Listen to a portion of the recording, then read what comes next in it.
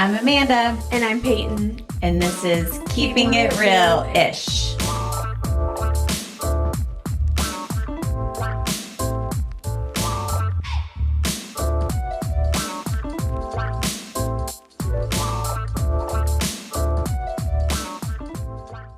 Hey guys. Hello. Welcome back. Welcome back, everyone. Dolly's around, so she may or may not. Oh, hey. We have a guest. Yeah, she may or may not be involved. Perfect. Just don't know if we'll see. Hopefully she doesn't cause a ruckus. She just wants to hang with the girls. Yes. All right, so Pay, how are you? How you been? Good. Yeah? Anything? It's fall time. Mm-hmm. Doesn't feel fall time out, but it is, so they claim. Mm-hmm. Starbucks came out with their fall drinks. Do they have new fall drinks? I don't know. I don't know if they ever, how often they change their fall drinks. Or it's just like they come. But do they actually have seasonal things where it's okay. Like they only offer it at a certain time? Yeah. Pumpkin spice stuff is back right now. And it always happens, I think, August 25th or something. Something like that. Which is insane because it's still so hot. But I guess I think about it up north. Yeah. Things are, I saw a TikTok last night and it was talking about how it was 50 degrees. Mm-hmm. It's 50 degrees in the morning, but then it still warms up. But yeah, so I'm not a big coffee person. Mm-hmm. I'm not a big Starbucks, I'm not super into it, but people love it. And I feel behind the chair, people always talk about it. They're I feel for whatever reason, Starbucks in particular is synonymous with hairstylists. Yes. And it's when my client brings me a Starbucks, I am a coffee person, but I'm such a basic person. I have a cup and a half at home every day. And so I'm just not, I maybe have Starbucks 3 times a year. Yeah. So I'm just but I'm with you, the fall stuff and all the pumpkin and everything. That's just not my jam. I like Halloween. I like Halloween-y stuff, but yeah, no, I'm just I've never really been a super huge fall person in that regard. So not with fall food. Not with fall food, really. I appreciate it, but it's not I'm oh my God, I can't wait until I can have apple cider. Yeah. And pumpkin everything. I'm just To be honest, I'm not even really a Thanksgiving food person very much. You love Thanksgiving food. Love Thanksgiving food. But it all just, I'm just yeah, it's fine. I like the idea of fall, but I'm not I love Halloween though. I do love Halloween. Mm-hmm. I do appreciate the fact that right now there's so much more people are warming up their hair. I do like that part of it. Yeah. And then right now, I think I enjoy this time of year because it's cute to have all my little college girlies that are coming in to get their hair done to go back to school, and just seeing them kind of in this season of their life is really fun. So yeah, it is cute. I've enjoyed that this week. Yeah. And they're all kind of headed back or headed out for the first time, and that's fun to see. That is cute too. Yeah. So, but yeah, just that transitional moving from summer into fall. Mm-hmm. Which in the South is so hard because it's it's 95 you never know. Degrees. I feel truly fall, I don't feel it's fall until it's October. October to me, which if you go by factual, what is it? September 22nd, I think is the first day of fall. But it's October, I accept that it's fall. But what's weird is in the South, October could be still 90 degrees almost every day. Or it can be kind of chilly. That was kind of the fun part of Halloween growing up. Especially if you had to last minute change your costume because it was kind of cool outside. Yeah. You just never know. But yeah. It's a fun time, just transitioning into a new season. Okay, so for I'm Obsessed, I have it this week. Perfect. And I want to share this skincare. It's called Alastin Skincare, and this is their Hydratint Pro Mineral Sunscreen. Okay. I absolutely love this stuff. I had an esthetician put me onto this probably I don't know, 3 or 4 years ago. And I've used it every day since. What I love about this is most days I will use this literally as just my skin, my foundation. I won't use foundation. I will just use this. it is tinted, but it only comes in one tint. Okay. It's not like, to me, it's less tint like foundational tint, and more so like if you use like glowy drops and they have like kind of tint to them, it's more like that because it is just kind of a generic kind of color, to where it all kind of depends on like how much you use, but it kind of melts into whatever your natural tint is. Okay. To just give a little bit more of a transparent cohesiveness to your overall like tone. Okay. But it's great because it is a 36 sunscreen. It is water resistant for 40 minutes. I will admit, like, I don't reapply this if I am in like the pool or outside. I'll use like a different sunscreen for that, but I'll use this as like my starter. But it protects from UVA and B rays, pollution, blue light, and IR rays, which I don't know what that is. But I absolutely love this stuff. You can get it on Amazon. I have this in the box because that is how obsessed I am with it. I still have my current one, but like I will not allow a day to go in between. So I probably have this in my cabinet for like 2 weeks. And that's the other thing. It is a little bit more on the pricey side, but to me the value is there because it's going to be close to around $80. Okay. But a little goes a long way. So one tube of this will last me, I don't think I've replaced this all summer. Okay. So, I mean, it'll last me a solid 3 months using it every single day. So, if I am going to wear foundation, I just use it under it.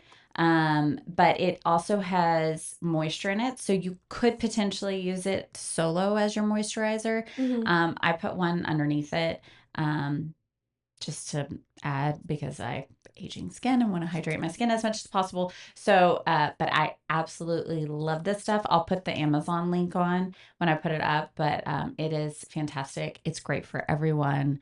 I just can't recommend this stuff enough. So it's Alastin Skincare. It's their Hydratint sunscreen. Perfect.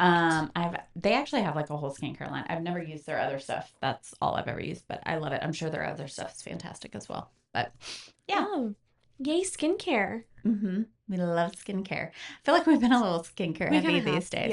Yeah. That's okay. Love it. All right. So for our topic today, we thought we would discuss and debunk, if you will, some hair myths. Yes. That we've Mythbusters. Heard over the years, experienced behind the chair, maybe even thought about ourselves, and just some kind of general hair myths that are out there. So you want to start us off? Sure. Okay. So the first one that we have is that hair lifts warm. How many times have you heard this behind the chair with a new guest where they're like, my hair lifts warm? Yes. We hear it all the time. All the time. Definitely all the time. Which I guess that was crazy. I guess the myth. I mean, everybody's hair. I mean, that is not a myth. It's not a myth. It is a fact. It is a fact. But it is it's hair always lifts warm. Yeah, it's everyone. Everyone, yes. It's not just your hair. Not just specific people's hair that lifts warm. Obviously, sure, the darker your hair is, maybe the more like warm, so to say, your hair lifts, obviously, because you are busting through significantly more than just like if you're a level 7, level 8. But everybody's hair lifts warm. Everybody's hair fades warm. It is not just individual people that this is, this happens to. It is literally everybody. Right. Hair lifts warm. So in the actual like nerd out, sorry, I forgot to put my do not disturb D&D. So to nerd out on like the science behind it, there's 2 proteins in your hair, and that's what gives your hair its actual color. So you have eumelanin and pheomelanin, and those proteins have different tones within them. So eumelanin has brown to black. It's actually the easiest to get out of the hair. The other protein that is found is pheomelanin, and pheomelanin has basically like yellow, orange, red in it. So obviously, the more red hair you have, the more pheomelanin you have in your hair. The darker hair you have, you still have pheomelanin in your hair. You just have eumelanin that kind of takes over. And so, regardless of what your natural hair color is, you are going to have those proteins in your hair. So, everyone has that foundational protein. So, it's going to lift up warm. And like Peyton said, it's also everything's also going to fade warm. So, it is just across the board, every human being with hair, it lifts warm. Yes. No matter what. No matter what. So, depending and actually redheads are harder to lift because you would think that eumelanin would be harder to lift out because it's the, I guess, technically darker of the two, but it lifts out easier. It's the pheomelanin that is harder. So if you have red hair, you tend to be a little more difficult to lift out. Yeah. So yeah, love it. Next. Okay, so the next one we have is the more often you cut your hair, the faster it grows. Yes. That is not true. So, not true. On average, humans' hair grows about half an inch every 6 weeks. So, if you're cutting your hair every 6 weeks and you're trimming a half inch off, you're never getting any progress. I think the foundation of where this myth lies is because when your hair starts to split, you can't. Products can help prevent split and can kind of help mend them in like a day-to-day. Yeah, yes.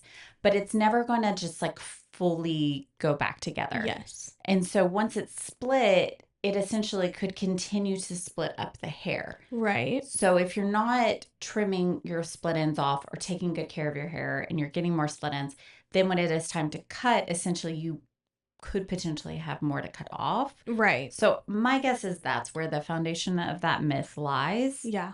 But truth be told, if you're growing your hair out, your best thing to do is to take really good care of it at home and trim it somewhat frequently. Yes. But not so often that you're cutting off all your progress. Yeah. So it's like a case-by-case situation. Right. Because if you're addicted to heat styling or bleaching your hair or chemically processing it, then you're also exposing it to more damage. So it just kind of depends on the situation. Right.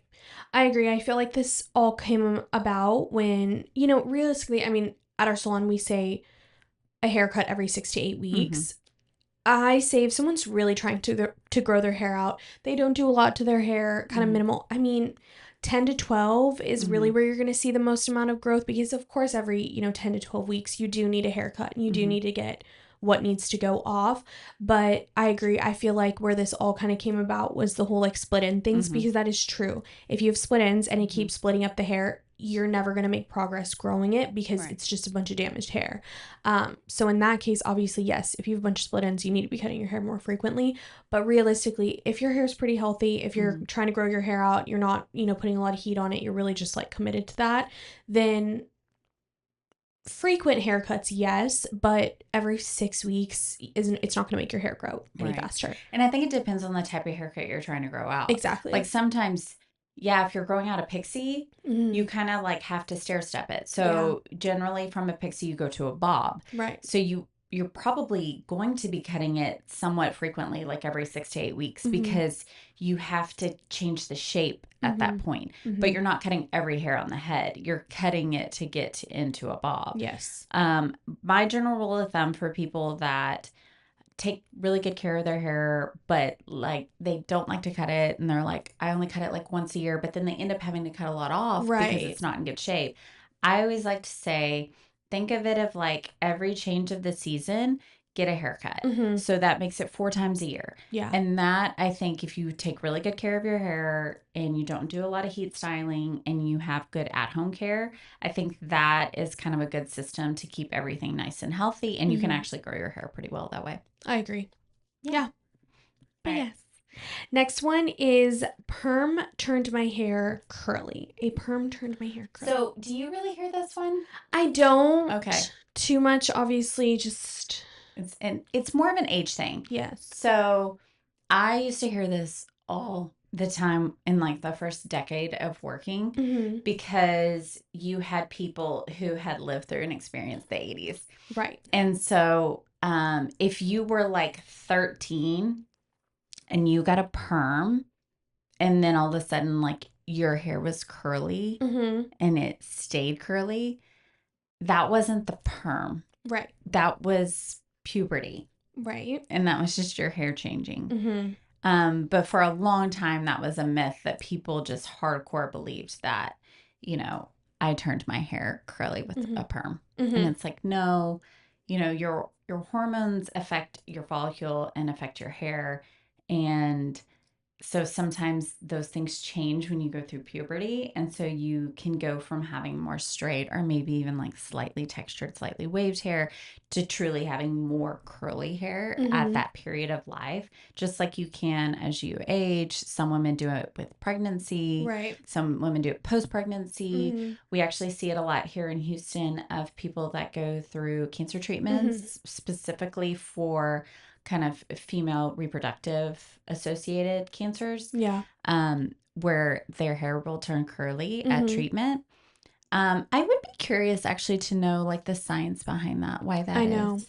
I mean, I don't know. essentially your hair structure is the way it is because of the follicle itself. So the shape of the follicle in your scalp. So the more kind of round your follicle is, the straighter your hair is because as it's kind of I don't know, being structured or made as it comes out of the follicle, everything is able to kind of place evenly on the hair. So all those bonds sit in a way to where it just creates straight hair. The more oblong the follicle becomes, the more texture or wave to S pattern to coily it becomes. Because like the more kind of flat almost that follicle becomes. So I wonder why, like what happens if it's like related to like ligaments. You know how some women can get like their noses get wider when they're pregnant or their feet get longer and are wider and it's all like a ligament related. I wonder if that's the association. Maybe. I always thought about it because, like, obviously they say your hair changes every 7 years. Like, Really? Yeah. Did you not know that? I've heard like your taste changes every 7 years. I've never heard your hair. I feel like I learned that. Unless I've been making... No, I know I haven't No, I'm been not making saying that. you're wrong. I've just never heard that. I thought your hair changes every 7 years. Like, your cells regenerate every 7 years type of vibe. Okay? I don't know if that's, like, the actual, like... I don't know. Cells regenerate. I don't know if that's actual science. But what I thought was, like... I wonder if that is to be true. I wonder because when you're going through chemo, like... You're kind of killing off. You're killing off old cells type of vibe. And, like, first, like, somehow, some way, some people's... When they almost regenerate, they regenerate with... Because, I mean, chemo, even though it's, like... Chemo's going everywhere. It's not just going to, like, just the cancer. It's going everywhere. I almost wonder if that has a thing. I'm sure. To it. Who knows? Look at you. A scientist. I swear, like, I for sure learned the whole 7 years thing in hair school. For sure. But, again, I don't know, like, the exact science behind it. I don't remember. But that's why they say, like, every, you know, it's like, your hair is typically... Oh, thank you, water. Sorry about that. That was so funny. Like, yeah, obviously... For the first 7 years of your life, your hair obviously kind of changes a little bit from when you're younger to getting a little bit older. But then, like, from 7 to 14 type of vibe or that, like, time frame, you know. That would make sense, yeah. And then, like, again, when you're 21, you know, it kind of changes a little bit. Like, I feel like my hair has gotten a lot more wavy since I've been in this next, like, 7 years type of. But then I think there's a lot of, like, hormonal things to it, too. Sure. So... I mean, I think it all goes down to hormones. Because even like the whole, like what I was saying, like ligaments, it's because your body releases a specific hormone so that your uterus can position higher in your body. And so it's like, but your body can't differentiate between it, just that ligament as opposed to the others. So it's all hormones. It's a lot of science. Just gotta love those hormones. Yeah. Okay. Next one. So when you have a client that sits in your chair and they've never colored their hair or they color it a certain way or whatever. And they always just say, well, if I don't like it, I'll just dye it back to my natural. You can't do that. Yeah. Like, it's not possible. So first of all, your natural hair is going to have so many different variations of tone and color. And while, yes, you could label yourself a certain level and that you have a certain tone, even with that, there's all sorts of variations of that tone that lives in your hair. And not just each individual hair, but also like the length that's been on your head. So even if you've never colored your hair and you're like, oh, my ends are lighter or the front's lighter around my face and all that, you're going to have like that variation. So you really can't mimic that with just flat coloring it back to your natural, right? The second thing is, though, that color molecule that lives in your hair that gives it its appearance tonally and level wise as far as light to dark, once you alter that, it's altered. And so really the only things in hair color that don't alter that molecule are going to be true demi-permanents. Yeah. Because not all demi-permanents are truly demi. Yeah. Some of them will shift that color molecule. And semis. Now, semis absolutely 100% will not shift your natural molecule. However, they're stains essentially. So you're talking like vibrance, like pinks and purples and stuff like that. And you can put that on somebody's hair who has naturally light hair, and it will give a certain amount of deposit and eventually fade over time. But dependent upon the natural porosity or the porosity because of heat styling, whatever, sometimes those stains will linger. Yeah. And there's not really much you can do out of it. But underneath that, it has not shifted or shaped that color molecule. So it is still technically the same. So, but if you highlight your hair, if you shift it at all with permanent color, or even a demi that has that shifting property, you can't just color it back to natural. Right. I get what people are saying, like, I'll color it back to something close to my natural, but you're never, I mean, you can't ever fully 100% You're not just going to take go back. it back to your, yeah, there's not like a reverse button. And like, even if you dye it super close to your natural, that color, that artificial pigment that you put in your hair, it is going to fade, and it's going to fade different than what your natural hair color would fade. Because again, you've shifted that natural color molecule. And so like when colors say like they fade on tone, that just means they're going to fade to the tone of that natural level that molecule's been shifted to. Right. So it's not to say like you can't eventually go back to your natural. Just know it's going to be a slightly different journey than just one and done. You're going to color it back. Yeah. Because it just doesn't work like that. Truly, if you color your hair and you want it back to your natural, the only way to do it is to grow it all out. Right. But you can do certain things along the journey to blend it out. But there is no like reverse button. Yeah. Like you said. Yeah. Kind of on that, piggybacking on that, one that I hear, you know, people who have it's typically like when their hair's pretty fried, like they've really gone through it with bleach and stuff. I mean, who hasn't? Yeah. We all have. They are just like, you know, I'm going to dye my hair back to my natural just to get it healthier. Again, I understand what people are saying when they say that, because obviously especially if you're really, really blonde and you're the upkeep of it, like you're pretty high maintenance blonde type of vibe and your hair's just like going through it. Sure, if you dye it back to your natural, you won't have really, again, you're going to have a fade off of something, but normally it's a little bit of a lower maintenance look because you're going back to something a little bit more natural, but the damage is still there from that bleach, right? So again, just like dyeing it back to your natural to get it healthy, whatever's under the color, that brown color that you put on, or the black color that you put on, is still the damaged hair. So it doesn't just automatically go back to being healthy because you dyed it a different color. That damage is still there.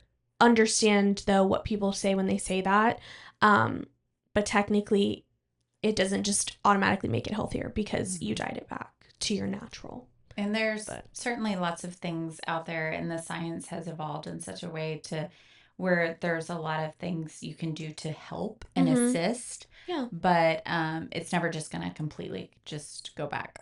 Yeah. Um, so I'll jump a few and skip ahead Mm-hmm. to in that vein. Um, I feel like I've noticed, especially in the last few years, there's so much confusion out there Mm-hmm. between understanding the difference between your hair is dry and your hair is Yes. damaged. Damaged. So people that have drier texture hair using more damaged product or damaged centric like nope damaged Centered, focused focused products, products. Mm-hmm. thinking it's going to make their hair hydrated, and it's going to do exactly the opposite. Yeah. And so I see it all the time, and I try to explain, and I have a couple of clients that just the marketing of some of these products Right. is really, really good, and they don't understand that it's not giving them what they actually need. Right. So if you have damage in your hair, that means you've broken down bonds or like the peptide chains that hold your hair together. Something has been broken down to where you have like hollow spots in your hair, Mm-hmm. like negative spaces. And so those products for damage are meant to go in and repair in those places and help put protein back in the hair, strengthen up those bonds so that the hair essentially can be stronger and healthier. Mm-hmm. If you have dry hair that is just naturally dry, like typically people that have curly hair, Mm-hmm. their hair tends to not hold on to moisture as well. Their cuticle layer tends to live a little more open.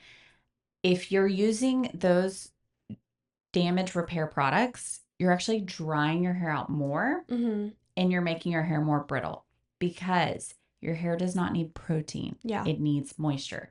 So when you add protein into hair that does not need it, the more protein you add, the more brittle the hair gets and the more it's prone to break. So Yes. it's just like anything with a protein buildup, it gets harder, it gets more brittle, and Mm-hmm. it tends to break more easily. Mm-hmm. So it's really important that you make sure you know exactly what you need for your hair and you speak to a professional Mm-hmm. to see what it is that you're really lacking. And sometimes it's both, and you Yeah. can use them in tandem, but you just really want to be careful. There's one brand in particular that does really good marketing, and they're kind of everywhere. Mm-hmm. And I've seen it often behind the chair where you have people that think this thing's going to make my hair great, Mm-hmm. and it makes their hair dry and brittle, and it does the opposite of what they're experiencing. Mm-hmm. And so just really make sure that you're careful with products that speak to like damage and that sort of thing, and that you're actually using what's right for you. Yeah. I mean, we're talking about the process of like over keratinizing your hair, and Yes. that's what happens. It's when you over keratinize your hair, you're putting too much protein in the hair, and then it just starts snapping because Right. it's too much.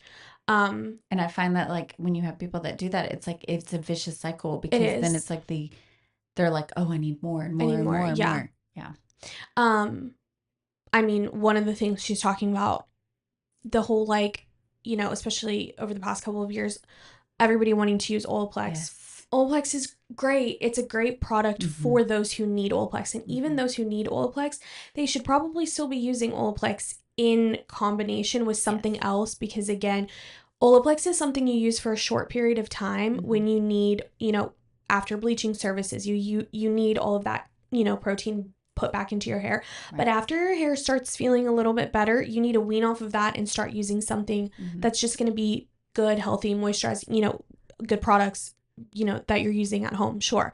But you don't need to the whole point of Olaplex that I think where people get confused is that you need to keep using Olaplex. Mm-hmm. It's not meant for that. It's meant for a No. short period of time to get protein back in your hair, and then you get off of that, and then you start using something else that's healthy for your hair. Or like in tandem with something else. Mm-hmm. Think of it of like using like a retinol on your Yes. face. Yeah. So retinols are fantastic, but depending on the type of skincare or skin you have, Mm-hmm. you could use it 1 to maybe at max 3 times a week Right. on your face. If you're going to use other products in tandem with it to help it assist, it's Mm-hmm. kind of like that. Mm-hmm. If you can easily overdo it.